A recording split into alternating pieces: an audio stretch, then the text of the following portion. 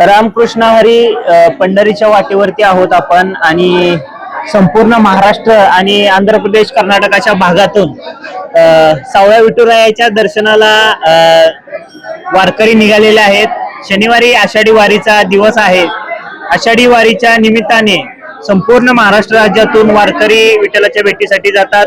विठुरायाच्या नामाच्या गजरामध्ये अख्खी पंढरपूर नगरी दुमदुमून जाते आणि भक्तिभावाचं जे वातावरण आहे ते भक्तिभावाच्या वातावरणामध्ये हे जे वारकरी आहेत ते आपल्या पांडुरंगाच्या दर्शनाची त्यांना आस लागलेली आहे आणि या वाटेवरती आपण वारकऱ्यांशी संवाद साधणार आहे। तुमची ओळख करून द्या पहिल्यांदा आणि काय आहे तुमचा वारीचा अनुभव ते आमच्या प्रेक्षकांना एकदा सांगा।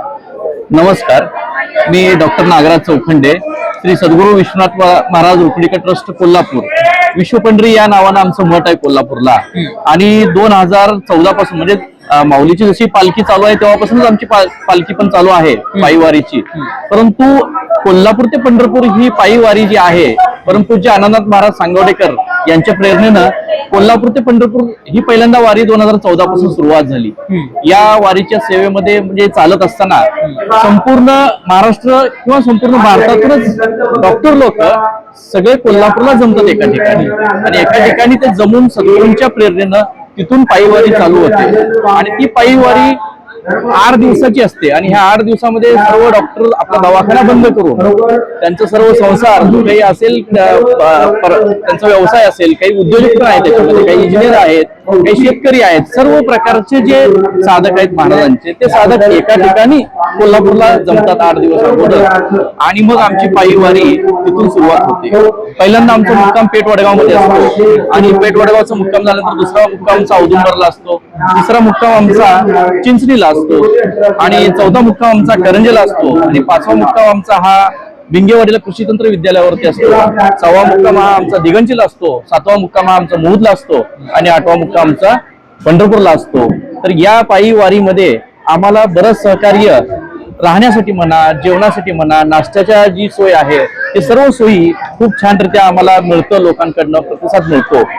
ह्या लोकांकडनं जो मिळालेला जी आम्हाला सेवा आहे त्या सेवेची उपरती म्हणा किंवा त्यांना त्या सेवेला पुन्हा परतफेड म्हणून आमच्या सद्गुरूंची एक परतफेड म्हणून आमच्या सगळ्यांना प्रेरणा आहे की स्वच्छता, सुगंध साधना आणि आरोग्य या गोष्टीकडे सद्गुरूंनी प्रकर्षानं आम्हाला सगळ्यांना प्रेरणा देऊन पुढे पाठवलेलं आहे। या पायीवारी अंतर्गत साधारण 600 जे साधक आहेत त्यातले जवळजवळ 80% हे डॉक्टर साधक आहेत। म्हणजे पूर्ण महाराष्ट्राचा जर आपण विचार केला जी पायी दिंडी चालतात त्याच्यामध्ये डॉक्टरांची दिंडी जर ओळखली जाईल तर ते परमपूज्य आनंदनाथ महाराज सांगवडेकर यांच्याकडून जी कोल्हापूरची जी दिंडी निघते ती फक्त एकच दिंडी अशी डॉक्टरांची की कोल्हापूर ते पंढरपूर अशी चालते।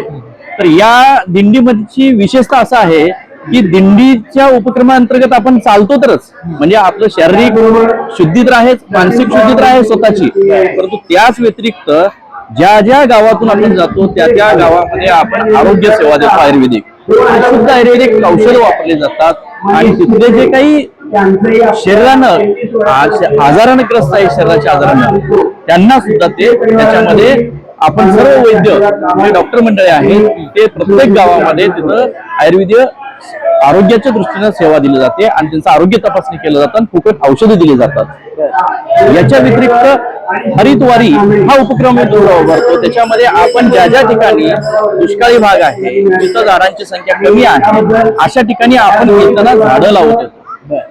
हा एक उपक्रम आपण याच्या अंतर्गत चाललेला असतो। हे झाड आहेत ते तुम्ही सोबतच घेऊन येतो? कशाची झाड आहेत ते?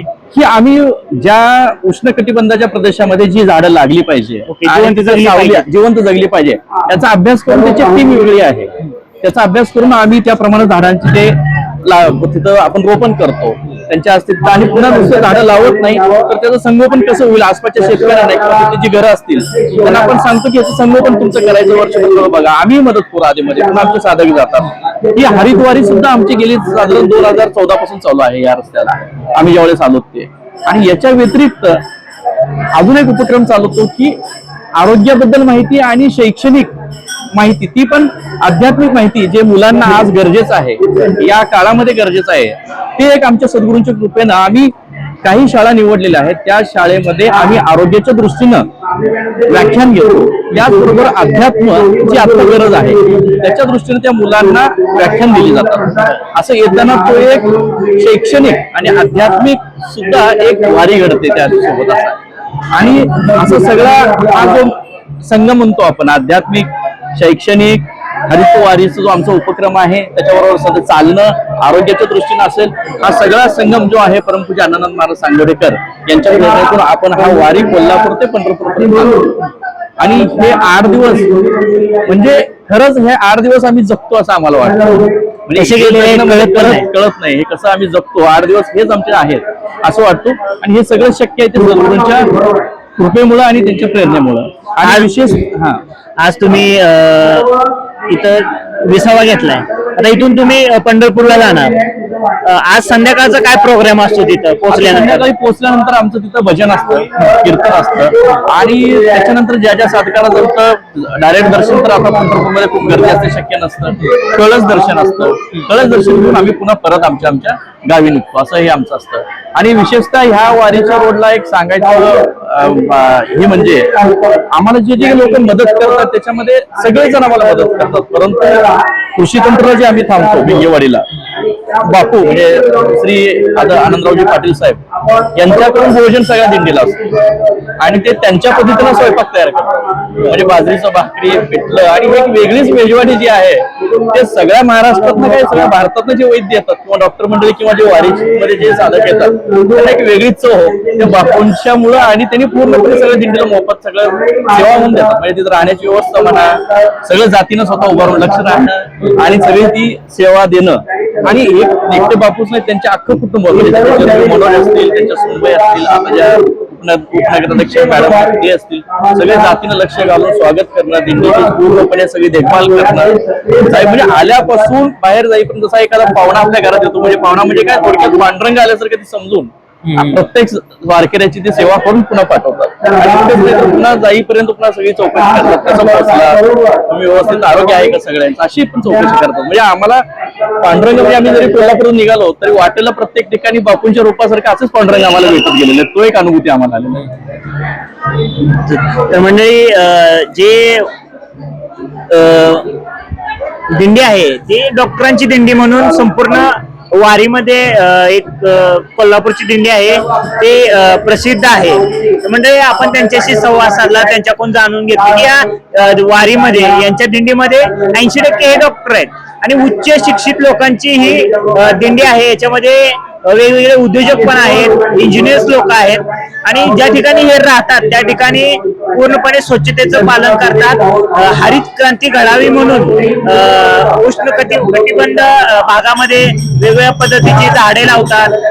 अशा पद्धतीचा त्यांची ही जी 8 दिवसाची सेवा आहे आणि लोकांना ते आयुर्वेदिक औषध देतात. कुणाला काय छोटे मोठे आजार असतील तर त्याच्यावरती निदान करण्याचाही त्यांच्याकडून छोटीशी सेवा घडून येते. तर मंडळी तुम्हाला काय वाटतंय या दिंडीबद्दल तुम्ही कमेंट मध्ये नक्की कळवा. तोपर्यंत पाहत राहा मानदेश प्राईम. धन्यवाद. आवाज माणदेशाचा, माणदेशातील प्रत्येकाचा. माणदेश प्राईम सबस्क्राईब करा आणि अपडेट रहा. नवीन व्हिडिओच्या नोटिफिकेशनसाठी बेल आयकॉनचं बटन दाबा. धन्यवाद.